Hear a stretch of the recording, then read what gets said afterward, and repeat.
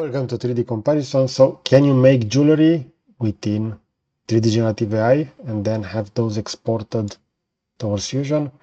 Let's take a look at the following case study. We see over here, this is a Kingfisher Brooch.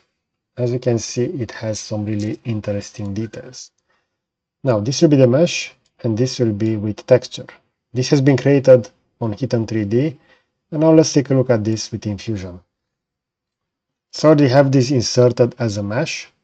As you can see, I can click OK over here, and we're going to have the model over here added. If I'm going to go in visual style and change to shaded, we're going to see that now the model will look as following.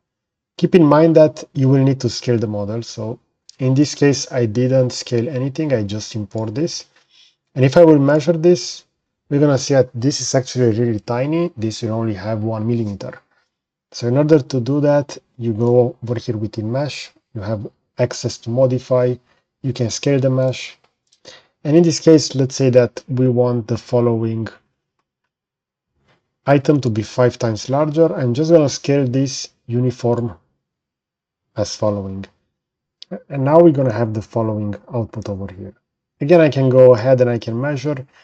And the next phase will be to convert this within a solid part, so that we can go ahead and we can actually do over here the cutout, where we're going to have that pin added. But we can see that generative AI has to quickly develop this kind of objects over here. So they will require some processing, because currently this is just a mesh. If I'm going to go within section analysis, within the model, this will look as following.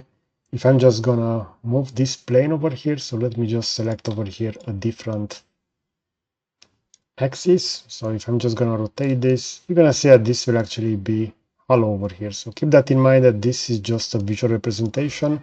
We only have the outline mesh, but we can go ahead and we can convert this. We can use the convert mesh over here, and that will convert this to either a solid body or a surface body, and we can then work a lot easier within CAD. Okay, so I hope you enjoyed this kind of content. You're going to find a similar video on the left side. And if you enjoyed this and want to see additional videos, you can consider to subscribe. You're going to find the button over here on the right. So that's it. Thanks for watching.